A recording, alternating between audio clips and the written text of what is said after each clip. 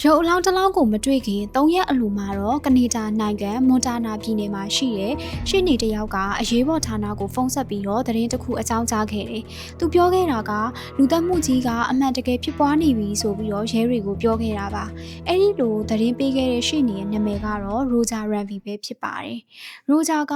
သူရဲတပ်ဖွဲ့တွေစီကိုဖုန်းဆက်ပြီးတော့အကြောင်းမကြားခင်မနက်ပိုင်းမှာပေါ့နော်။အင်တာနက်ပေါ်က website တစ်ခုစီကိုရောက်သွားခဲ့တယ်။အဲ့ဒီ website ဟာဆိုလို့ရှိရင်လည်းလူတွေရဲ့သေဆုံးမှုမှတ်တမ်းတွေကိုအမှန်တကယ်ရိုက်ကူးထားတဲ့ဗီဒီယိုတွေကိုတင်တဲ့ website ပဲဖြစ်ပါတယ်။အဲ့ဒီ website ထဲကဗီဒီယိုတစ်ခုကိုသူတွေ့လိုက်ရတဲ့အချိန်မှာတကယ်ကိုမှရင်လေးစရာကောင်းတဲ့လူသတ်မှုကြီးတစ်ခုဖြစ်နေပြီးတော့ဒါဟာဟန်ဆောင်ထားတာမဟုတ်ဘူးအမှန်တကယ်ဖြစ်ပျက်နေတယ်ဆိုတာကိုသူယုံကြည်တဲ့အတွက်ကြောင့်မို့လို့ချက်ချင်းပဲရဲတွေကိုဖုန်းဆက်အကြောင်းကြားခဲ့တာပါ။သူကမွန်တာနာပြည်နယ်မှာရှိတဲ့ရဲတွေမကဘဲနဲ့ FBI ကိုရောပြီးတော့လူသက်သမားဟာဆိုရင်ကနေဒါနိုင်ငံတိုရွန်တိုမြို့ကဖြစ်နိုင်တယ်လို့သူကယူဆတဲ့အတွက်ကြောင့်မို့လို့ဒီတိုရွန်တိုမြို့ကရဲစခန်းကိုလည်းဖုန်းဆက်ပြီးတော့အကြောင်းကြားခဲ့ပါသေးတယ်။ဒါပေမဲ့ရဲတွေရဲ့တုံ့ပြန်မှုကတော့အရန်ကိုမှသေးတိမ်လွန်းလှပါတယ်။ရိုဂျာရဲ့ပြန်ပြောပြချက်အရဆိုလို့ရှိရင်သူ့ကိုရဲတွေက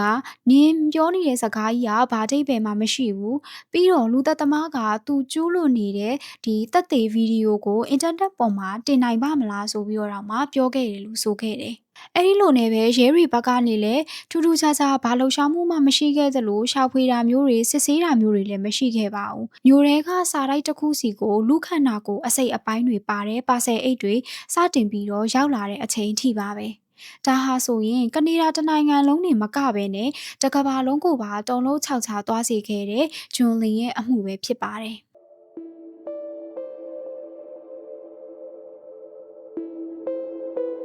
2012ခုနှစ်မေလ29ရက်နေ့မနက်ပိုင်းမှာတော့ကနေဒါနိုင်ငံအော်တဝါမြို့မှာရှိတဲ့ Conservative Party ရုံးချုပ်တစ်ခုစီကိုပါဆယ်အိတ်တအိတ်ရောက်လာခဲ့ပါတယ်။ဝန်ထမ်းတွေကလည်းဒီပါဆယ်အိတ်ထဲမှာဘာတွေပါရှိနေလဲဆိုတာကိုသူတို့သိဖို့အတွက်ဖောက်ကြည့်လိုက်တဲ့အချိန်မှာတော့ပေပါတီရှူးတွေနဲ့တည်တည်ချာချာပတ်ပြီးတော့ထုတ်ထားတဲ့လူရဲ့ခြေထောက်တစ်ဖက်ကိုတွေ့လိုက်ရပါတော့တယ်။အဲ့ဒါတွေမကသေးဘဲနဲ့ဒီခြေထောက်နဲ့အတူတူပန်းရောင်စာအိတ်လေးတစ်အိတ်ပါရှိနေခဲ့တယ်။သူတို့တွေအဲ့စာအိတ်ကိုဖွင့်ကြည့်လိုက်တဲ့အခါမှာတော့ကနေဒါဝန်ကြီးချုပ်ဖြစ်တဲ့စတီဗင်ဟပ်ပါနဲ့သူ့ရဲ့ဇနီးနာမည်ကိုရေးထားတယ်ပြီးတော့သူတို့နှစ်ယောက်ကအရန်ကိုမှဆိုးရွားတဲ့အမှားတစ်ခုကိုကျူးလွန်ခဲ့တယ်ဆိုပြီးတော့ရေးသားထားခဲ့တာပါ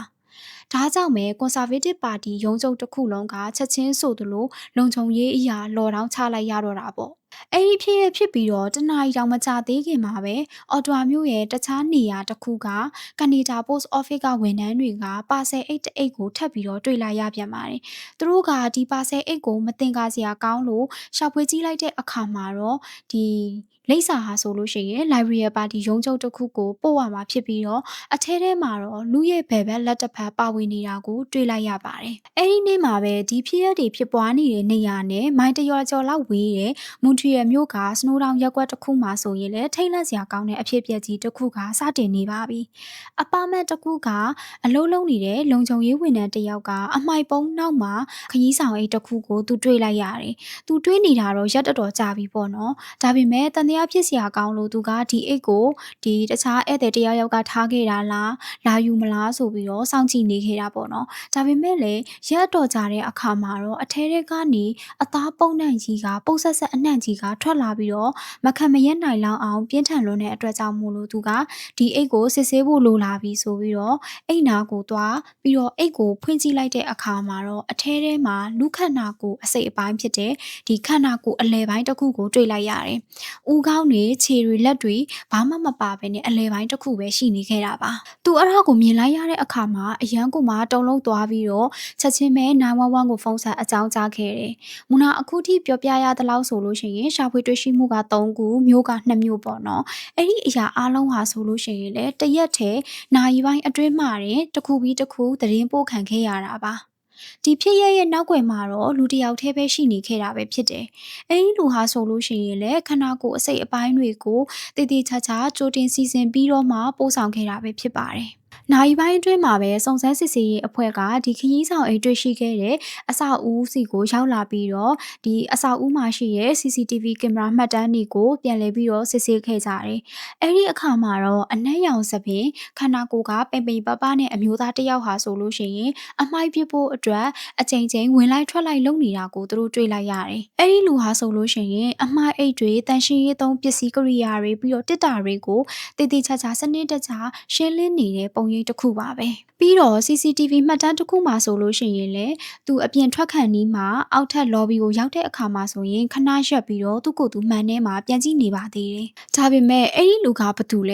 ဲပို့ပြီးတော့အရေးကြီးတာကသူကဘသူရဲ့ရုပ်အလောင်းကိုအောက်ထပ်အထိတည်လာခဲ့ရတာလေ။အဲ့ဒီနေ့မတိုင်ခင်နှစ်ရက်အလိုမှာတော့ဒုံဒုံရှူဆိုတဲ့အမျိုးသားတစ်ယောက်ကရဲစခန်းကိုရောက်လာခဲ့တယ်။သူရဲ့တငယ်ချင်းကျွန်းလင်းပျောက်ဆုံးနေတာက2ရက်ကျော်နိုင်ပေါင်း60ကြာနေပြီလို့ပြောခဲ့တာပါ။သူကဂျွန်းမြက်တိုက်ခန်းကိုသွားတဲ့အချိန်မှာလည်းကြောင်လေးတစ်ကောင်နဲ့ဒီကြက်ဥတွေထည့်ထားတဲ့ဒဲအိုးတစ်လုံးကိုပဲတွေ့ခဲ့ရတယ်။ဂျွန်းကိုမတွေ့ခဲ့ရဘူး။ပြီးတော့ဂျွန်းအလုံးလုံးနေတဲ့အချိန်ပိုင်းအလုပ်ကိုလည်းရောက်မလာတာက2ရက်တောင်မှရှိနေပြီဆိုပြီးတော့ပြောခဲ့တာပါ။ဒါကြောင့်မဲရဲတပ်ဖွဲ့တွေကလည်းဂျွန်းကိုရှာဖို့အတွက်တက္ကသိုလ်ဘက်မှာတစ်ချက်လောက်စုံစမ်းကြည့်ပါအောင်ဆိုပြီးတော့ပြောခဲ့ပါတယ်။ဒါပေမဲ့အဲ့ဒီဘက်မှာလည်းဘာသတင်းမှမရခဲ့ပါဘူး။နောက်ဆုံးမှာတော့ရဲတပ်ဖွဲ့တွေကဂျွန်းလင်းပျောက်ဆုံးသွားတာကိုတရားဝင်လူပြောက်တိုင်ချက်တင်ခဲ့ကြတယ်။ကံကြမ္မာရဲ့အလှည့်အပြောင်းကတော့ဂျွန်းလင်းပျောက်ဆုံးနေကြောင်းကိုကြေညာလိုက်တဲ့အဲ့ဒီနေ့မှာပဲအလောင်းရဲ့ခန္ဓာကိုယ်အစိတ်အပိုင်းတွေကိုစတင်ပြီးတော့တွေ့ရှိခဲ့ကြတာပါ။စုံစမ်းစစ်ဆေးရေးအဖွဲ့ကမေလ24ရက်နေ့ည10:20မိနစ်20ဝန်းကျင်က CCTV မှတ်တမ်းတွေကိုပြန်လည်ပြီးတော့စစ်ဆေးလိုက်တဲ့အခါမှာတော့ဒီစောက်အုံတဲ့ကိုဂျွန်လင်းနဲ့ဆင်တဲ့အမျိုးသားတစ်ယောက်နဲ့အတူတူခုနကမှတ်တမ်းထဲမှာတွေ့ခဲ့ရတဲ့သပင်အနက်ရောင်ခန္ဓာကိုယ်ပိန်ပိန်ပပနဲ့အမျိုးသားတစ်ယောက်ကစကားတွေပြောရင်းနဲ့ဝင်လာတာကိုတွေ့လိုက်ရပါတယ်။သူတို့နှစ်ယောက်ကတစ်ယောက်နဲ့တစ်ယောက်အပြန်လဲတကားတွေပြန်ဖွင့်ပေးရင်းနဲ့ဝင်လာခဲ့တာပဲဖြစ်တယ်ပေါ့နော်။ပြီးတော့နိုင်အနှဲငယ်အကြာမှာတော့ဒီသပင်အနက်ရောင်နဲ့အမျိုးသားတစ်ယောက်ထဲကပဲအဲ့ဒီအခန်းထဲကနေပြန်ထွက်လာခဲ့တယ်။ဂျွန်လင်ကတော့အဲ့ဒီနောက်ပိုင်းကစပြီးတော့ဘယ်တော့မှပြန်ပေါ်မလာတော့ပါဘူး။နောက်ရက်အနည်းငယ်အတွင်းမှာပဲမွန်ထရီယော်ရဲတပ်ဖွဲ့တွေက DCCTV မှတ်တမ်းတွေကတေဆုံးသူနဲ့တန်တရားရှိသူကိုဖော်ထုတ်နိုင်ခဲ့ပါတယ်။တေဆုံးသူကတော့ပျောက်ဆုံးနေကြောင်းတိုင်ကြားထားတဲ့ဂျွန်လင်ပဲဖြစ်နေခဲ့တယ်။ဂျွန်လင်ကအသက်33နှစ်အရွယ်ရှိပြီဖြစ်ပြီးတော့ Concordia University မှာလည်း Engineering နဲ့ Computer Science ဘာသာရပ်ကိုသင်ကြားနေတဲ့ကျောင်းသားတစ်ယောက်လည်းဖြစ်တယ်ပေါ့နော်။ပြီးတော့ဒီရဲတွေတွေ့ရှိထားတဲ့ရုပ်အလောင်းဟာဆိုရင်ဂျွန်လင်ဖြစ်နိုင်ခြေ69%လောက်တေချာတဲ့လောက်ရှိတယ်ဆိုပြီးတော့ရဲတွေကတော့ထုတ်ပြန်ထားခဲ့တယ်။အဲဒီလိုနဲ့နောက်ဆုံးမှာ DNA စစ်ဆေးချက်ရလဒ်တွေထွက်လာတဲ့အခါမှာတော့ဒီရုပ်အလောင်းဟာဂျွန်လင်ပဲဆိုတာကိုအတည်ပြုနိုင်ခဲ့ပါတယ်။တန်တရားရှိသူရဲ့နာမည်ကတော့လူကာရိုကိုမက်ဂနော်တာဖြစ်ပြီးတော့အသက်29နှစ်အရွယ်အမျိုးသားတစ်ယောက်ပါသူကအရင်ကဆိုရင် escort လူမျိုးဒီ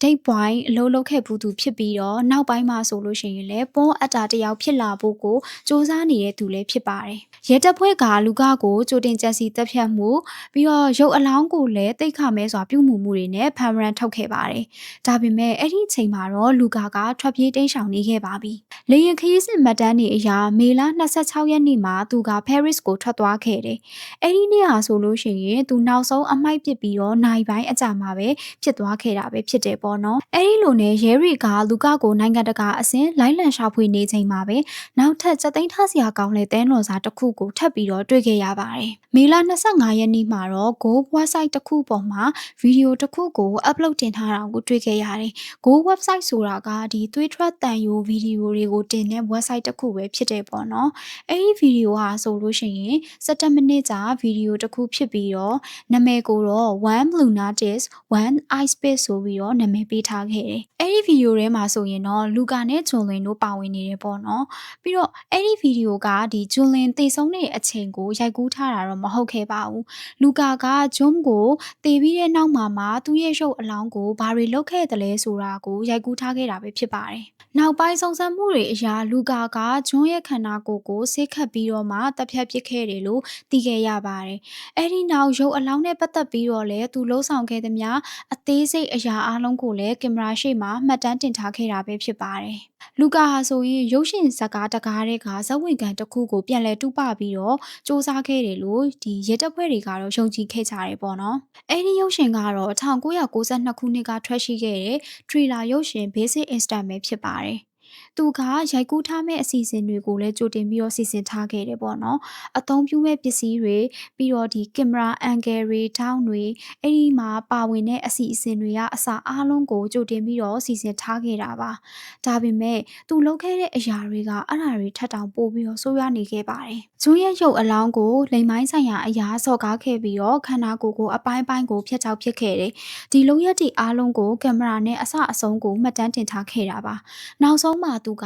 ဒီဗီဒီယိုကို New Order ရဲ့ True Face ဆိုတဲ့တခြင်းနဲ့တောင်မှတင်ထားခဲ့ပါသေးတယ်ဒါပေမဲ့အဲ့ဒီအဖြစ်ဆိုးကြီးကဒီနေရာမှာပြီးမသွားသေးပါဘူး။မေလ29ရက်နေ့ညနေပိုင်းလောက်မှာဒုံကလူတွေကြားထဲမှာသူ့ရဲ့တငယ်ချင်းကျွန်းလင်းနဲ့ပတ်သက်တဲ့ဗီဒီယိုအကြောင်းကိုပြောနေတာတွေကိုသူကြားခဲ့ရတယ်ပေါ့နော်။ဒါကြောင့်မို့လို့ line ပေါ်မှာသူအဲ့ဒီဗီဒီယိုကိုရှာပြီးတော့ကြည့်ခဲ့တယ်။အဲ့ဒီဗီဒီယိုထဲမှာသူ့ရဲ့တငယ်ချင်းကျွန်းလင်းဘာတွေဖြစ်ပျက်နေခဲ့တယ်လဲဆိုတာကိုနောက်ဆုံးမှာတော့သူသိသွားခဲ့ရပါတော့တယ်။အဲ့ဒီဗီဒီယိုကိုနောက်ပိုင်းမှာ Forensic Biologist ဆိုတဲ့မှုခင်းစီဝါဗီဒပညာရှင်ဖြစ်တဲ့ဂျက်ဆန်ပိုကလည်းကြည့်ရှုခဲ့ပါတယ်။သူမဟာမေလ30ရက်နေ့မနက်အစောပိုင်းမှာတော့ဂျွန်းမြက်တိုက်ခန်းကိုရောက်ရှိလာခဲ့တယ်။သူအဲ့ဒီဗီဒီယိုကိုကြည့်ခဲ့တာဆိုရင်နှစ်ကြိမ်တိုင်ရှိခဲ့တယ်ပေါ့နော်။ပထမတစ်ချိန်ကတော့ဂျွန်းမြက်အိမ်ကိုလာရောက်စစ်ဆေးဖို့အတွက်သူဘယ်နေရာတွေကိုစစ်ဆေးရမလဲဆိုတာကိုသိနိုင်ဖို့ကြည့်ခဲ့တာပါ။ဒုတိယတစ်ချိန်ကကြတော့သူအဲ့ဒီအခန်းထဲကိုရောက်တဲ့အချိန်မှာသူဗီဒီယိုထဲမှာမြင်တွေ့နေရတဲ့အထောက်အထားတွေနဲ့အပြင်မှာလက်တွေ့မြင်နေရတဲ့အရာတွေကိုတိုက်ပြီးတော့စစ်ဆေးဖို့အတွက်ပဲဖြစ်ပါတယ်။သူမကဆိုရင်အဲ့ဒီအခန်းထဲမှာစစ်ဆေးခဲ့တာဟာ2နာရီတောင်ကြာခဲ့တယ်ပေါ့နော်။အဲ့ရဘောင်ပေါ်ကဒီအစွန်အထင်းတွေနေရန်ပေါ်မှာဆင်နေတဲ့သွေးဆက်တွေနဲ့ချမ်းမြင့်ပေါ်မှာပေနေတဲ့ခြေရာတွေကိုဗီဒီယိုတွေကပုံစံတွေအတိုင်းလိုက်ပြီးတော့တိုက်စစ်ဆေးခဲ့တာပါ။သူမကဆိုရင်အဲ့ဒီတိုက်ခန်းထဲကနေတက်သည့်အထောက်ထား64ခုအထိကိုတင်ဆက်ရမိခဲ့တယ်။နောက်ပိုင်း DNA စစ်ဆေးချက်ရလဒ်တွေဟာဆိုရင်လည်းပထမစုံစမ်းစစ်ဆေးရေးမှုတွေသိရှိထားပြီးသားတက်သေးတွေကိုပဲအတည်ပြုပေးခဲ့တယ်ပေါ့နော်။အဲ့ဒီခန်းထဲမှာဆိုရင်ဒီကျွန်းမြက်သွေးတွေဟာနေရာအနှံ့မှာတွေ့ခဲ့ရပြီးတော့နေရာတော်တော်များများမှာဆိုရင်လူကရဲ့ DNA တွေနဲ့လည်းဓာတ်ရိုက်ဆက်နေခဲ့ပါတယ်။အဲ့ဒီချိန်မှာတော့လူကကိုလိုက်လံရှာဖွေမှုဟာနိုင်ငံတကာအဆင့်အထိကိုရောက်နေခဲ့ပါပြီ။အလောင်းကိုအပိုင်းပိုင်းဖြတ်ထောက်ထားမှုအင်တာနက်ပေါ်ကဗီဒီယိုပြီးတော့နိုင်ငံခြားကိုထွက်ပြေးတိမ်းရှောင်သွားမှုဒီအမှုတွေဟာနိုင်ငံတကာသတင်းဌာနတွေကအထိအာရုံစိုက်ခြင်းကိုခံခဲ့ရတယ်။ဒါအပြင်ကမှအင်တာပိုကလည်းလူကာ့စ်အတွက်ဒီ Red Notice အနီရောင်အစင်းဖန်ဝရန်အထိကိုပါထုတ်ပြန်ခဲ့ပါတယ်။လူကာကအမှန်တကယ်တော့လေပုံရှောင်နေခဲ့တာမဟုတ်ပါဘူး။သူကဟိုတယ်တစ်ခုမှာအေးအေးဆေးဆေးလေးအနားယူနေခဲ့ပြီးတော့ကော်ဖီလေးထွက်တောက်လိုက်မြို့ထဲမှာလည်းဟိုသွားလိုက်ဒီသွားလိုက်လို့မနော်တာမန်ခရီးသွားတယောက်လူမျိုးကိုလွတ်လွတ်လပ်လပ်နေခဲ့တာပါဇွန်လ2ရက်နေ့မှာတော့သူကဘာလင်ကိုဘတ်ကားစီးပြီးတော့ထွက်ခွာသွားခဲ့တယ်။အဲ့ဒီဘာလင်မြို့မှာပဲသူနဲ့ရင်းနှီးကျွမ်းဝင်တဲ့အမျိုးသားတစ်ယောက်နဲ့အတူတူ2ရက်တိုင်နေထိုင်ခဲ့တယ်ပေါ့နော်။ပြီးတော့သူအဲ့ဒီမြို့မှာရှိနေစဉ်အတွင်းမှာပဲအင်တာနက်ကဖေးတစ်ခုတည်းကိုဝင်သွားခဲ့တယ်။အဲ့ဒီကွန်ပျူတာရှေ့မှာသူထိုင်နေပြီးတော့ဘာလုပ်ခဲ့လဲဆိုရင်သူ့ရဲ့သတင်းဆောင်ပါတွေရေးထားတာတွေကိုသူကထိုင်ပြီးတော့ဖတ်ရှုနေခဲ့တာပါ။ဒါပေမဲ့သူမသိခဲ့တာကအဲ့ဒီကော်ဖီဆိုင်ပိုင်ရှင်ဟာသူ့ကိုမှတ်မိနေခဲ့တာပါပဲ။ကော်ဖီဆိုင်ပိုင်ရှင်ကလည်းချက်ချင်းဆိုသလိုပဲရဲကိုဖုန်းဆက်ပြီးတော့အကြောင်းကြားခဲ့တော့တာပေါ့နော်။အဲ့ဒီချိန်မှာရဲတွေရောက်လာတဲ့အခါမှာတော့သူ့ရဲ့ကွန်ပျူတာမျက်နှာပြင်ပေါ်မှာတွေ့ခဲ့ရတာကဒီအင်တာပိုကနေသူ့အတွက်ထုတ်ထားတဲ့ Ref Notice ကိုသူကအရသာရှိကိုထိုင်ပြီးတော့ဖတ်ရှုနေခဲ့တာပါပဲ။အစပိုင်းမှာတော့သူကရဲတွေကိုလိန်ညာပြီးတော့နာမည်တစ်ခုပေးဖို့အတွက်စ조사ခဲ့တယ်ဆိုပေမဲ့လည်းနောက်ဆုံးမှာတော့သူ့ရဲ့နာမည်နဲ့သူဘသူဖြစ်တယ်ဆိုတာကိုပါဝန်ခံလိုက်ရပါတယ်။ဇွန်လ4ရက်နေ့ဂျွန်လင်အသက်ခံရပြီးတော့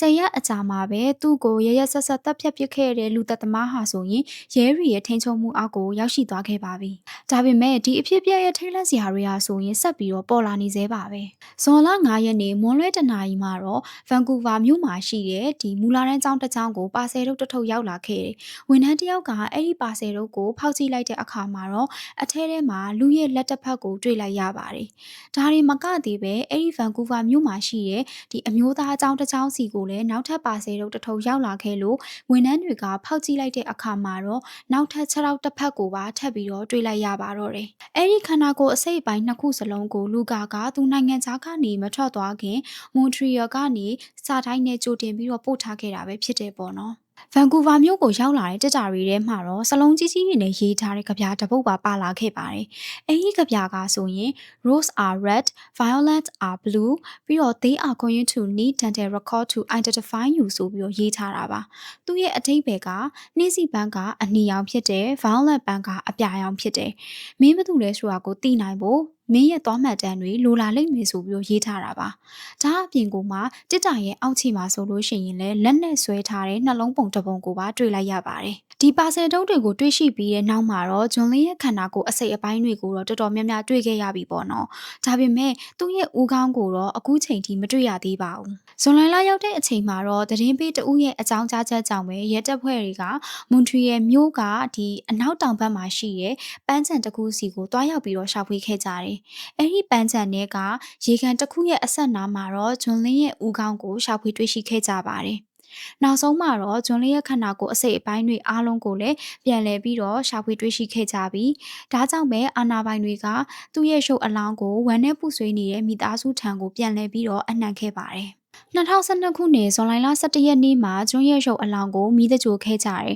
။သူ့ရဲ့အယိုးပြကိုတော့မွန်ထရီယယ်မြို့မှာရှိတဲ့ Notre Dame Cemetery ဆိုတဲ့တင်ញိုင်းမှာပဲတကြိုခဲ့တယ်ပေါ့နော်။နောက်ဆုံးမှာတော့ကျွန်းဟာငြိမ်းချမ်းစွာနဲ့ပဲအနားယူနိုင်ခဲ့ပါပြီ။ဇွန်လ26ရက်နေ့မှာတော့ Concordia University ကနေ John Lynn Family Fund ဆိုတဲ့ရန်ပုံငွေအဖွဲ့တစ်ခုကိုတည်ထောင်ခဲ့တယ်။ဒီရန်ပုံငွေဟာဆိုရင် John ရဲ့မိသားစုအတွက်ဖြစ်ပေါ်လာတဲ့ကုန်ကျစရိတ်တွေအားလုံးကိုကူညီထောက်ပံ့ပေးဖို့အတွက်ရွေထားတာဖြစ်ပြီးတော့နောက်ထပ်ចောင်းသားတွေအတွက်လည်းအထောက်ပံ့ပေးနိုင်မယ်ဒီ John ရဲ့နာမည်နဲ့ပဲလုပ်ထားတဲ့စုတစ်ခုကိုပါတည်ထောင်ခဲ့ပါတယ်။ဒါပေမဲ့ဂျွန်လင်းဆိုတာကအမှန်တကယ်ဘလို့လူမျိုးလဲတငယ်ချင်းတွေကြားထဲမှာတော့ဂျွန်ကို Justin ဒါမှမဟုတ် Patrick ဆိုပြီးတော့လည်းခေါ်ကြတယ်ပေါ့နော်သူဟာဆိုရင်1988ခုနှစ်ဒီဇင်ဘာလ30ရက်နေ့မှာတရုတ်နိုင်ငံဝူဟန်မြို့မှာမွေးဖွားခဲ့တာပဲဖြစ်ပါတယ်သူကိုတော့တငယ်ချင်းတွေကကျင်နာတက်တဲ့သူတယောက်ဆိုပြီးတော့ပြောကြတယ်ပေါ့နော်ပြီးတော့သူကလူတယောက်ကိုကူညီတဲ့အခါမှာဆိုရင်လေငါဒီလူကိုကူညီလိုက်လို့ရှိရင်ငါသူ့စီကဘာပြန်ရမလဲဆိုပြီးတော့မမျော်လင့်တတ်တဲ့လူစားမျိုးလို့လည်းသိရတယ်ပြီးတော့သူကဒီတခြားလူတွေကိုဆိုလို့ရှိရင်လည်းအယုံကြည်လွယ်တယ်လို့လည်းသိခဲ့ရပါတယ်2011ခုနှစ်ဇွန်လရောက်တဲ့အချိန်မှာတော့မွန်ထရီယယ်မြို့ကိုရောက်ရှိလာခဲ့တယ်။ဒီ Concordia University မှာကွန်ပျူတာအင်ဂျင်နီယာရေးဘာသာရပ်ကိုသင်ယူဖို့ဆိုတာကသူ့ရဲ့တစ်ခုတည်းသောအိမ်မက်လေးဖြစ်တယ်ပေါ့နော်။ကနေဒါနိုင်ငံမှာပညာသင်ယူဖို့ဆိုတာကငွေကြေးအမြောက်အများလိုအပ်တဲ့အတွက်ကြောင့်မို့လို့သူဟာတရုတ်နိုင်ငံမှာအလုပ်တွေကိုဆိုရင်လည်းအချိန်ကြီးအများကြီးပင်ပန်းနဲ့လုပ်ခဲ့ရပြီးတော့ရသမျှငွေတွေကိုလည်းသူ့ရဲ့တစ်ခုတည်းသောအိမ်မက်အတွက်စစ်ဆက်နဲ့စုဆောင်းခဲ့တာပဲဖြစ်ပါတယ်။ဒါပေမဲ့လည်းကနေဒါကိုပြောင်းရွှေ့လာတာဟာသူ့အတွက်ပညာရေးတသက်တစ်ခုတည်းတော့မဟုတ်ခဲ့ပါဘူး။သူ့အတွက်ဆိုလို့ရှိရင်ဒီအရာကလွတ်လပ်မှုကိုရှာဖွေခြင်းဖြစ်တယ်ပေါ့နော်။ဘာလို့လဲဆိုရင်သူကလိန်တူချစ်သူတယောက်ဖြစ်တယ်။ဒါပေမဲ့လည်းသူ့ရဲ့မိသားစုကအဲ့ဒီအကြောင်းတွေကိုဘာမှကိုမသိခဲ့ကြဘူး။တရုတ်နိုင်ငံမှာရှိနေတဲ့အချိန်မှာဆိုလို့ရှိရင်လေသူ့ကိုအမျိုးသမီးတစ်ယောက်နဲ့လက်ထပ်ပြီးတော့သူ့မိသားစုကလိုချင်တဲ့အတိုင်းပေါ့နော်အိမ်အောင်ရေးတစ်ခုကိုထူထောင်ဖို့အတွက် PR တွေအများကြီးပေးခံခဲ့ရတယ်လို့လည်းသိရပါတယ်။ဂျွန်ကအရင်ကလည်းအမျိုးသမီးတစ်ယောက်နဲ့လက်ထပ်ခဲ့ကြတယ်ဆိုပေမဲ့လည်းနောက်ပိုင်းမှာကွာရှင်းခဲ့ကြတယ်။သူ့ရဲ့မိသားစုကသူတို့ကွာရှင်းရတဲ့အကြောင်းအရင်းကိုတော့မသိခဲ့ကြဘူးပေါ့နော်။ဒါပေမဲ့ဒီကနေဒါနိုင်ငံကိုရောက်ရှိလာတာဆိုရင်ဂျွန်လိုချင်တဲ့ဘဝကိုသူလွတ်လွတ်လပ်လပ်ရွေးချယ်နိုင်မှုပါပဲမွန်ထရီယယ်မြို့မှာ business ဘာသာရပ်တစ်ခုကိုသင်ယူနေတဲ့အချိန်မှာဆရာတယောက်ကသူ့ကိုမင်းရဲ့ရည်မှန်းချက်ကဘာလဲလို့မေးခဲ့ပူးတယ်ပေါ့နော်အဲ့ဒီခါမှာတော့ဂျွန်ကလည်းကျွန်တော်ကအချစ်ကိုရှာတွေးချင်တာပါဆိုပြီးတော့ရိုးရိုးရှင်းရှင်းလေးပဲဖြေခဲ့ပါတယ်တရက်မှာတော့သူအမှန်တကယ်လိုချင်တဲ့အချစ်ကိုရှာတွေးသွားခဲ့တယ်ဂျွန်ကဖန်လင်းဆိုတဲ့ချစ်သူတယောက်နဲ့တစ်နှစ်ခွဲကျော်အောင်ကိုဆက်ဆံရေးရှိခဲ့ပြီးတော့ဒီလူသက်မှုမတိုင်ခင်ရက်ပိုင်းအလိုလောက်မှာပဲသူတို့နှစ်ယောက်ကလွမ်းခွဲခဲ့ကြတယ်အကြောင်းရင်းကတော့အရင်ကတည်းကသူ့အပေါ်မှာလွှမ်းမိုးချုပ်ကင်နေတဲ့မိသားစုရဲ့ဒီအိမ်အောင်ကြပြီးတော့အခြေချဖို့ဆိုတဲ့ PR တွေဆောင်ပါပဲ။ဒါပေမဲ့သူတို့နှစ်ယောက်ကလုံးဝအဆက်အသွယ်ပြတ်တောက်သွားတာမျိုးတော့မဟုတ်ဘူးပေါ့နော်။မေလ2012ခုနှစ်မေလမှာဖန်လင်းကခရီးထွက်နေတဲ့အချိန်မှာဆိုရင်လေဂျွန်လင်နဲ့သူတို့ကနေ့တိုင်းအဆက်အသွယ်ရှိတယ်။တရက်မှာစာပိုးတဲ့အချိန်ကြီးဟာဆိုရင်လေ4-50လောက်ကိုရှိကြပါတယ်။ ဂျွန်ကအဲ့ဒီတွင်မှာပဲသူ့ရဲ့စားဝတ်နေရေးအတွက်အဆင်ပြေအောင်ဆိုပြီးတော့ convenience store မှာအချိန်ပိုင်းဝန်ထမ်းအဖြစ်နဲ့အလုပ်လုပ်ခဲ့တယ်ပေါ့နော်။တစ်ဖက်မှာဆိုလို့ရှိရင်လည်းတက္ကသိုလ်ကစာတွေကိုသူလုပ်နေရတယ်။အဲ့ဒါအပြင်ကမှသူကပြင်သစ်ဘာသာစကားသင်တန်းတွေကိုပါစူးစမ်းပြီးတော့တက်ရောက်နေခဲ့ပါသေးတယ်။သူဘာလို့အဲ့လောက်ထိစူးစမ်းနေရတာလဲဆိုလို့ရှိရင်သူကဒီကနေဒါလူမှုအတိုင်းဝိုင်းထဲမှာလူဝင်ဆန့်ကျင်တယ်။ဘွဲရပြီးတဲ့အခါမှာဆိုရင်လည်းကနေဒါမှာပဲဆက်နေခြင်းပြီးတော့သူ့ရဲ့ကိုယ်ပိုင်လုပ်ငန်းလေးကိုပိုင်ဆိုင်မှုအတွက်လည်းအိမ်မက်တွေရှိနေခဲ့တာပါမေလအစမှာတော့ဂျွန်ကသူ့ရဲ့တိုက်ခန်းအသစ်ကိုပြောင်းရွှေ့ပြီးတော့နေထိုင်ခဲ့တယ်။သူကသူ့လိုချင်တဲ့ဘဝအခြေအနေတစ်ခုကိုတဆင့်ပြီးတဆင့်နဲ့တိဆောက်နေခဲ့တာပေါ့။သူရဲ့ရှေ့မှာဆိုရင်လည်းတောက်ပနေတဲ့အနာဂတ်တစ်ခုကရှိနေခဲ့တာပါ။ဒါပေမဲ့ရက်စက်တဲ့လူတစ်ယောက်ကသူ့ရဲ့တောက်ပနေတဲ့အနာဂတ်တွေအားလုံးကိုလူယူသွားခဲ့ပါတော့တယ်။ဂျွန်နဲ့လူကာကဘလို့တွေးဆုံခဲ့ရလဲဆိုတာကတော့ဒီအမှုရဲ့မဖြေရှင်းနိုင်သေးတဲ့မိကွန်းတစ်ခုအဖြစ်နဲ့ကြန့်ရှိနေသေးပါ။ရဲတပ်ဖွဲ့တွေကဓာတ်ပုံပေါင်းထောင်ထဲချီကိုစစ်ဆေးခဲ့ကြတယ်။ပြီးတော့သူတို့ရဲ့ဖုန်းမှတ်တမ်းတွေ၊အီးမေးလ်အကောင့်တွေကိုလည်းစစ်ဆေးခဲ့တယ်။သူတို့နှစ်ယောက်ကြားထဲကဆက်ဆက်မှုရှိနိုင်တဲ့ရှာဖွေမှုတွေကိုလည်းအကုန်လုံးလုပ်ခဲ့တယ်ပေါ့နော်။ဒါပေမဲ့လည်းရဲတပ်ဖွဲ့တွေကဘာမှကိုမတွေ့ခဲ့ရပါဘူး။နောက်ပိုင်းမှာလူကာကစိတ်ကျန်းမာရေးဆရာဝန်တွေကိုပြောပြချက်အရဆိုလို့ရှိရင်သူတင်ထားခဲ့တဲ့ Craigslist Casual Encounter ကြော်ညာတစ်ခုကိုဒီဂျွန်ကမှတ်ချက်ပေးခဲ့တယ်။အဲဒီနေ့ညမှာပဲသူတို့နှစ်ယောက်က Metro Station မြေအောက်ရထားဘူတာမှာစပြီးတော့တွေ့ခဲ့ကြတယ်လို့တော့ပြောပါတယ်။ဒါပေမဲ့လည်းဒါကိုရဲတပ်ဖွဲ့တွေကတော့တတိချာချာအတည်ပြုနိုင်ခြင်းတော့မရှိပါဘူး။ဒါကြောင့်ပဲမူနာတို့လည်းသူတို့နှစ်ယောက်ဘလို့တွေ့ခဲ့လဲဆိုတာကိုတော့တတိချာချာမသိနိုင်ခဲ့ဘူးပေါ့နော်။ဒါပေမဲ့တေးကြတာတစ်ခုကတော့ဂျွန်မဟာဆိုရင်2012ခုနှစ်မေလ24ရက်နေ့ညနေပိုင်းမှာဒီဂါရီဘူလာဗာဆိုတဲ့အဆောက်အဦတွေကိုဝင်သွားပြီးကတည်းကဘယ်တော့မှပြန်မထွက်လာနိုင်တော့ပါဘူး။သူ့ကိုပြန်မထွက်လာနိုင်အောင်လုပ်တဲ့သူကတော့လူကာပဲဖြစ်ပါတယ်။လူကာကလည်းဒါဟာသူ့ရဲ့မွေးနာမည်အရင်တော့မဟုတ်ဘူးပေါ့နော်သူ့ရဲ့နာမည်အရင်က Aris Crichton Newman ဆိုတဲ့နာမည်နဲ့1982ခုနှစ်ဇွန်လ24ရက်နေ့မှာ Ontario ပြည်နယ် Scarborough မြို့မှာမွေးဖွားခဲ့ပြီးတော့သူမိသားစုထဲမှာမောင်နှမတွေထဲမှာအကြီးဆုံးသားလည်းဖြစ်ပါတယ်လူကာဟာဆိုရင်လည်းသူကလေးဘဝတွေကပြဿနာတွေနဲ့စပြီးတော့ကြုံတွေ့လာခဲ့ရတဲ့သူပါလူကာရဲ့ပြောပြချက်အရဆိုလို့ရှိရင်သူ့ရဲ့အမေကဒီတန်ရှင်းရေးနဲ့ပတ်သက်ပြီးတော့အရန်ကုန်မှာ sensitive ဖြစ်ပြီးတော့ဆွဲလန်းတဲ့သူတယောက်လိုလည်းသိရတယ်ပေါ့နော်တခါတလေမှဆိုရင်လည်းကလေးတွေကိုအိမ်ထဲပေးမဝင်မဲနဲ့အပြင်မှာပိတ်ထားသလိုတစ်ချိန်မှာဆိုလို့ရှိရင်အိမ်မွေးတဲ့ရုံလေးတွေကိုလည်းဒီအေးလုံးနဲ့ရာသီဥတုထဲမှာအပြင်မှာဆုံးပစ်ထားလို့ရုံတွေကအသက်ဆုံးရှုံးသွားခဲ့ရတယ်လို့လည်းသူကဆိုပါတယ်လူကာဆယ်ကျော်သက်အရွယ်ရောက်တဲ့အချိန်မှာတော့သူ့ရဲ့အဖေဖြစ်သူကစိတ်ဝေဒနာယောဂရှိနေကြောင်းကိုစစ်ဆေးတွေ့ရှိခဲ့တယ်ဒါကြောင့်ပဲသူ့ရဲ့မိဘနှစ်ပါးဟာကွာရှင်းခဲ့ရပြီးတော့လူကာကတော့အဖွားဖြစ်သူနဲ့တွားရောက်ပြီးတော့နေထိုင်ခဲ့ရတယ်ပေါ့နော်သူ့ရဲ့အမေကသားသမီးတွေကိုအများသုံးသန်းစင်ခန်းတွေလုံးဝကိုမသုံးစေချင်တာကြောင့်လူကအသက်16နှစ်နီးပါးအထိအိမ်မှာပဲစာသင်ခဲ့ရတာပါဒါကြောင့်မို့လို့နောက်ဆုံးမှာသူအစိုးရကျောင်းကိုတက်ရတဲ့အခါမှာလေဒီလူမှုပတ်ဝန်းကျင်နဲ့လာရောညှိထွေမှုရှိဖို့နေထိုင်ဖို့ဆိုတာကသူ့အတွက်အရန်ကိုမှခက်ခဲသွားခဲ့တော့တာပေါ့သူ့အဖေရဲ့ပြောပြချက်အရာလူကာကကျောင်းမှာဆိုလို့ရှိရင်လည်းမကြာခဏအနိုင်ကျင့်နှိပ်စက်ခြင်းကိုလည်းခံခဲ့ရတယ်အဲ့ဒါနဲ့သူတနေ့မှာတော့မယ်ရီလွန်မိုရွန်ဆိုတဲ့မိသမီးတစ်ယောက်ကိုအရန်ကိုမှဆွဲလန်းလာခဲ့တယ်သူကိုယ်သူရုပ်ဆိုးတယ်လို့ခံစားရတဲ့အတွက်ကြောင့်မို့လို့လှပတဲ့သူတစ်ယောက်ဖြစ်လာဖို့လူတွေရဲ့အာယုံဆိုင်မှုကိုခံရဖို့ပြီးတော့လူတွေရဲ့ချီးကျူးမှုကိုရရှိဖို့အတွက်ဆိုတဲ့အတွေးတွေကသူ့ရဲ့ခေါင်းထဲမှာဆွဲပြီးတော့ဝင်နေခဲ့တယ်ပေါ့နော်အဲ့ဒီလိုလူတွေရဲ့အာယုံစိုက်ခြင်းကိုခံကျင်တဲ့သူ့ရဲ့ပြင်းပြတဲ့ဆန္ဒဟာဆိုလို့ရှိရင်သူ့ဘဝရဲ့အရေးကြီးတဲ့အမှောင်ဘက်ချမ်းကအခန်းကဏ္ဍအဖြစ်နဲ့ပါဝင်လာခဲ့ပါတယ်အဲ့ဒီနောက်သူဆယ်ကျော်သက်အရွယ်နောက်ပိုင်းရောက်တဲ့အချိန်မှာတော့အမြင်အာယုံနဲ့အကြားအာယုံတွေကကြောက်ရက်ဖြစ်လာခဲ့ပြီးတော့ဒီ Rose Memorial Hospital အရေးပေါ်ဌာနအထိကိုရောက်သွားခဲ့ပါတယ်အဲ့ဒီအချိန်တုန်းကတော့အဖွားဖြစ်တဲ့သူကသူ့ရဲ့ဘေးနားမှာရှိနေတဲ့အတွက်ကြောင့်မို့လို့သူစိတ်ကြောက်ရက်ဖြစ်နေတဲ့အကြောင်းကိုတော့ဆရာဝန်တွေကိုမပြောပြခဲ့ပါဘူးအဲ့ဒီတုန်းကဆရာဝန်တယောက်ကတော့သူ့ရဲ့အပြုအမူကအရန်ကိုမှထူးဆန်းနေကျွန်တော်တို့ဘာကိုကင်တွယ်နေရလဲဆိုတာကိုသိချတာမသိတော့ဘူးဆိုပြီးတော့မှမှတ်တမ်းတင်ခဲ့ပါတယ် နောက်ဆုံးမှာတော့လူကာကိုသူ့အဖေလိုပဲ paranoid schizophrenia ယောဂရှိကြောင်းကိုစစ်ဆေးတွေ့ရှိခဲ့တယ်။အဲဒီယောဂဆိုလို့ရှိရင်ဒီစိတ်ယောဂပုံမှန်စိတ်ယောဂထက်လေသူကအမှန်မဟုတ်တဲ့ဟာတွေကိုလည်းဒီအမှန်လို့မြင်နေတယ်။သူရဲ့အမြင်အာရုံတွေအကြားအာရုံတွေအပြင်လောကမှာမရှိတဲ့အရာတွေကိုသူကအစစ်အမှန်ဆိုပြီးတော့အဲ့လိုမျိုးမြင်နေတဲ့စိတ်ယောဂတစ်မျိုးဖြစ်တယ်ပေါ့နော်။အဲဒီလိုနဲ့သူကစိတ်ကျန်းမာရေးဆေးရုံတွေနဲ့စောင့်ရှောက်ရေးခေဟာတွေမှာလှည့်လည်ပြီးတော့နေထိုင်ခဲ့ရတယ်။အဲ့ဒါအပြင်ကိုမှမတန်ဆွမ်းထောက်ပံ့ကြေးတွေကိုလည်းရရှိခဲ့ပါတယ်။တစ်ဖက်မှာလည်းသူကအလုပ်တစ်ခုကိုစတင်ပြီးတော့လုပ်ကင်နေခဲ့ပါတယ်။ပထမတစ်ချိန်မှာတော့ stripper ဆိုတဲ့ဒီ club တွေမှာအဝတ်ပလာတွေနဲ့ကတဲ့အလုပ်ကိုလုပ်ကင်နေခဲ့ပြီးတော့နောက်ပိုင်းမှာတော့ဒီ escort ဆိုတဲ့ date boy အဖြစ်နဲ့လုပ်ကင်နေခဲ့ပါတယ်။အဲ့ဒီလိုနဲ့တစ်ချိန်မှာတော့သူကကြော်ကြားပြီးတော့နာမည်ကြီးချင်တဲ့ celebrity တယောက်ဖြစ်လာဖို့ကိုလည်းအိမ်မက်တွေမှတ်ခဲ့တယ်။ဒါပေမဲ့အဲ့ဒီအောင်မြင်မှုတွေကတော့သူ့စီကိုရောက်မလာခဲ့ဘူး။9နှစ်တိုင်သူဒီပေါ်ရုပ်ရှင်လောကထဲမှာရုပ်ရှင်ဒါဇင်ပေါင်းများစွာမှာလည်းပါဝင်ရိုက်ကူးခဲ့တယ်။နောက်ပိုင်းမှာဆိုရင် Adult Film Database တဲကလူတစ်ယောက်ကသူ့ရဲ့အကြောင်းကိုဓာတ်ရိုက်ပဲပြောခဲ့တယ်ပေါ့နော်။ဒီပေါ် industry ထဲမှာသူကိုယ်တိုင်တောင်မှသူ့ကိုစိတ်ဝင်စားမှုမရှိခဲ့ဘူးဆိုပြီးတော့ပြောခဲ့တာပါ။ဒါအပြင်သူ့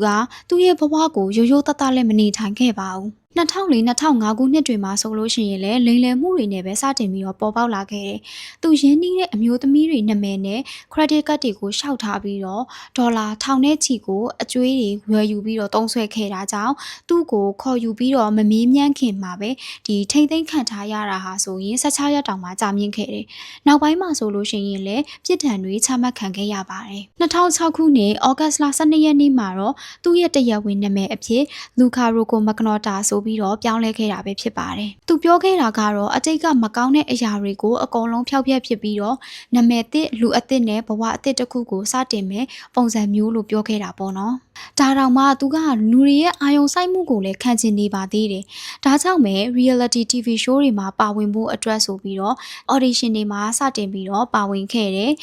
2009ခုနှစ်မှာတော့ Cover Guys ရဲ့ Modeling Reality Series မှာပါဝင်ဖို့အတွက်စ조사ခဲ့တယ်ပေါ့နော်။အဲ့ဒီချိန်မှာတော့သူကမရှက်မချောက်ပဲသူ့ကိုယ်သူလူတွေက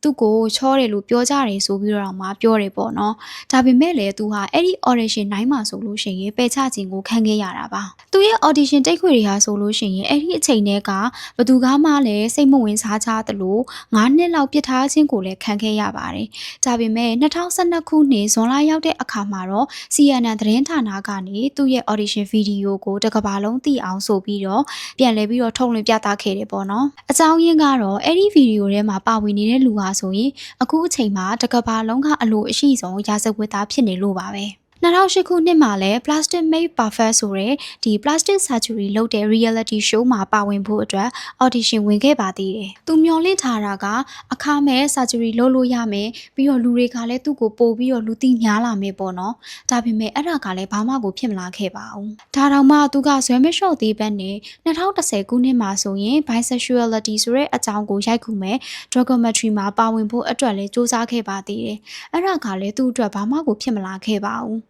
ဒါပေမဲ့အဲ့ဒီအချိန်မှာတော့သူက surgery တွေကိုအကြိမ်ကြိမ်ပြုလုပ်နေခဲ့ပြီးဖြစ်ပါတယ်။သူရဲ့စိတ်ထဲမှာပဲရှိနေတဲ့ဒီပြီးပြည့်စုံတဲ့သူ့ရဲ့ပုံရိပ်ကိုရရှိဖို့အတွက် surgery တွေအကြိမ်ကြိမ်လုပ်ပြီးတော့ပြုလုပ်နေခဲ့တာပါ။တစ်ဖက်မှာလည်းလူတွေရဲ့အာယုံစိုက်ခြင်းကိုခံကျင်တာကြောင့်မို့လို့ဘလောက်ပဲစူးစမ်းလူတွေရဲ့အာယုံစိုက်မှုကိုမရတာကြောင့်သူကိုယ်တိုင်ပဲအာယုံစိုက်မှုကိုရရှိဖို့အတွက်ဇလန်းတွေဖန်တီးခဲ့နေရပဲဖြစ်ပါတယ်။နောက်ပိုင်းရဲတပ်ဖွဲ့တွေစုံစမ်းတဲ့အခါမှာတော့နာမည်အမျိုးမျိုးနဲ့ဖွင့်ထားတဲ့Facebook page ပေါင်း50ကိုတွေ့ခဲ့ရပြီးတော့ website ဟာဆိုလို့ရှိရင်လည်းအခု20တောင်မှရှိနေခဲ့တာပါအဲ့ဒီသူ့ရဲ့ page တွေမှာဆိုလို့ရှိရင်လည်းသူတင်ထားတဲ့ post တွေပြီးတော့သူ့ရဲ့ post အောက်မှာ comment မှတ်နေတဲ့ fan တွေဟာဆိုလို့ရှိရင်လည်းဒီလူအများမြင်ကောင်းအောင်လို့သူကိုယ်တိုင်ဖန်တီးထားတဲ့အတူအယောင်တွေပဲဖြစ်ပါတယ်2009ခုနှစ်ရောက်တဲ့အချိန်မှာတော့လူကာကခါလာဟူမိုကာဆိုတဲ့အမျိုးသမီးတစ်ယောက်နဲ့တွဲနေစေဆိုတဲ့သတင်းတွေကအင်တာနက်ပေါ်မှာပြန့်နှံ့လာခဲ့တယ်။ကာလာဟူမိုကာဟာဆိုရင်လူသက်မှုနဲ့ပြည်တံချမှတ်ခံခဲ့ရသူတစ်ယောက်ဖြစ်ပြီးတော့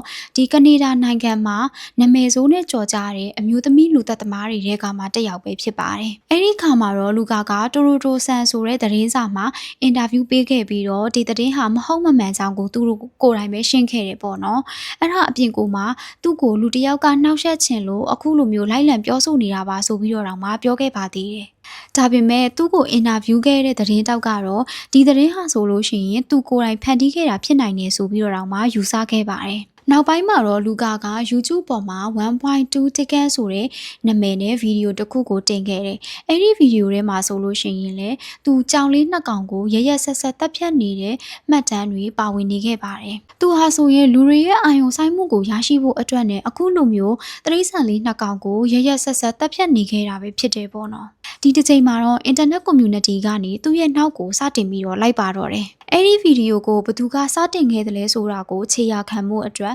Facebook group တစ်ခုကိုဖွဲ့ပြီးတော့လူပေါင်းထောင်ချီကလည်းပါဝင်လာခဲ့တယ်။ဒီဗီဒီယိုကိုပဲ frame တွေခွဲလိုက်တယ်ပြီးတော့အဲ့ဒီဗီဒီယိုထဲမှာပါနေတဲ့အနောက်ကနေရန်အယောင်တွေပြီးတော့ဒီမျက်နှာချက်တွေပြီးတော့အဲ့အနောက်မှာကတ်ထားတဲ့ပစ္စည်းကိရိယာတွေကအစပေါ့နော်။သဲလွန်စာတွေကိုစတင်ပြီးတော့ရှာဖွေခဲ့ကြတယ်။ဒါပေမဲ့အဲ့ဒီအရာတွေကတော့လူကားကိုမရက်တန့်စေနိုင်ခဲ့ပါဘူး။သူကနောက်ထပ်တရိษံတွေကိုရရဆက်ဆက်တက်ဖြတ်ထားတဲ့ဗီဒီယိုတွေကိုတောင်မှပဲဆက်ပြီးတော့တင်လာခဲ့တာပါနောက်ဆုံး2011ခုနှစ်ဇန်နဝါရီလရောက်တဲ့အခါမှာတော့အင်တာနက်ပေါ်မှာပဲကိုယ်တိုင်စုံစမ်းနေတဲ့သူတွေဟာဆိုရင်သူဘယ်သူလဲဆိုတာကိုဖော်ထုတ်နိုင်ခဲ့ကြတယ်သူတို့ကအာဏာပိုင်တွေကိုချက်ချင်းပဲအကြောင်းကြားလိုက်ပြီးတော့ဒီလူကိုအမြန်ဆုံးတားဆီးဖို့လိုတယ်မဟုတ်လို့ရှိရင်သူကနောက်ထပ်လူတစ်ယောက်ကိုတတ်တော့မှာဆိုပြီးတော့တောင်မှပြောခဲ့ပါတယ်2011ခုနှစ်ဒီဇင်ဘာလရောက်တဲ့အခါမှာတော့သတင်းတောက် Alex West ကဒီလူကရှိနေတဲ့အရက်ဆိုင်တဆိုင်ရဲ့အပေါ်ရက်ကဟိုတယ်တစ်ခုကိုရှာဖွေတွေ့ရှိခဲ့တယ်။သူကကြောင်လေးတွေနဲ့ပတ်သက်တဲ့ဗီဒီယိုတွေအကြောင်းကိုလူကကိုထိုက်ရိုက်ပဲမေးမြန်းခဲ့တယ်ပေါ့နော်။သူတို့နှစ်ယောက်စကားပြောနေတာဆိုရင်နိုင်ဝက်တောင်ကြာမြင့်ခဲ့ပြီးတော့ West ကလည်းလူကမသိအောင်လို့တိတ်တဆိတ်ပဲအတန်ဖမ်းထားခဲ့ပါတယ်။လူကာကအဲ့ဒီအရာအလုံးကိုလည်းညှင်းဆိုခဲ့ပြီးတော့သူကတရိษံလေးတွေကြောင်လေးတွေကိုအယမ်းချစ်တာပါသူ့အကြောင်းအခုလိုမျိုးကောလာဟလာတွေပြန့်နှံ့နေတာကြောင့်သူ့ရဲ့ဘဝကပျက်စီးနေရတာပါဆိုပြီးတော့တောင်မှပြောခဲ့ပါတယ်နှစ်ရက်အကြာဒီဇင်ဘာလ10ရက်နေ့မှာတော့ The Sam ဆိုတဲ့ရုံးစီကိုအီးမေးလ်တစ်စောင်ရောက်ရှိလာခဲ့တယ်။အဲ့ဒီအီးမေးလ်ထဲမှာဆိုလို့ရှိရင်ကြောင်တွေကိုတတ်တာဆိုတာကအစပဲရှိသေးတယ်။နောက်ပိုင်းမှာလူတွေပါဝင်လာတော့မယ်ဆိုပြီးတော့ရေးသားထားတာပါ။အဲ့ဒီအီးမေးလ်ရောက်လာပြီးတော့6လမပြည့်ခင်လောက်မှာပဲဂျွန်လင်သေဆုံးခဲ့ရတာပဲဖြစ်ပါတယ်။2014ခုနှစ်စက်တင်ဘာလ29ရက်နေ့မှာတော့လူကားကိုစတင်ပြီးတော့ရုံးတင်စစ်ဆေးခဲ့တယ်။ဒါပေမဲ့လူသတ်မှုဖြစ်ပွားပြီး2နှစ်ကြာတော့မှသာစတင်စစ်ဆေးတာပဲဖြစ်တယ်ပေါ့နော်။တရက်ခွင်အားဆိုရင်လည်း10ဘက်တိုင်တိုင်ကြာမြင့်ခဲ့ပါတယ်။တရက်ခွင်မှာဆိုလို့ရှိရင်လည်းတသက်အဖြစ်နဲ့လူပေါင်းများစွာကလာရောက်ပြီးတော့ထွက်ဆိုခဲ့ကြပါတယ်။တရက်လိုအစိုးရရဲ့လက်ထဲမှာတော့လူသတ်မှုမဖြစ်ခင်6လအလိုလောက်ကပို့ထားတဲ့အီးမေးလ်တွေပြီးတော့နိုင်ငံခြားကိုထွက်ပြေးဖို့အတွက်ကြိုတင်ဘိုကင်လုပ်ထားတဲ့ဒီလေယာဉ်လက်မှတ်တွေပြီးတော့နိုင်ငံအပြင်ကိုထွက်ခွာဖို့ပြင်ဆင်ထားတဲ့လေကြောင်းမှတ်တမ်းတွေလည်းရှိပါတယ်။ပြီးတော့လည်းသူအမိုက်ပုံကြီးစီကိုအချိန်ချင်းသွားပြီးတော့အမိုက်ပစ်နေတဲ့ဂျားတဲ့ကနေမှလော်ဘီထဲမှာသူ့ရဲ့စပင်းကိုသူပြန်တနေတဲ့ဒီ CCTV မှတ်တမ်းတွေကလည်းရှိနေပါသေးတယ်။အလောင်းအစိတ်ပိုင်းတွေထည့်ထားတဲ့ပါဆယ်အိတ်တွေကိုဆိုလို့ရှိရင်လည်းသူ့အိမ်အနီးနားကစာတိုက်မှာလိပ်စာတွေကဒဇိန်ကောင်းတွေကပ်ပြီးတော့ကိုယ်တိုင်သွားပို့ရတဲ့ဒီမှတ်တမ်းတွေကိုဆိုလို့ရှိရင်လည်းအမိအရာဖမ်းယူထားနိုင်ခဲ့ပါတယ်။နောက်ဆုံးမှာတော့ဂျူရီအဖွဲ့ဝင်တွေကသူ့ကိုကြိုတင်ကြံစီတပ်ဖြတ်မှုရုပ်အလောင်းကိုဂုံတိတ်ခါမဲစွာပြုတ်မှု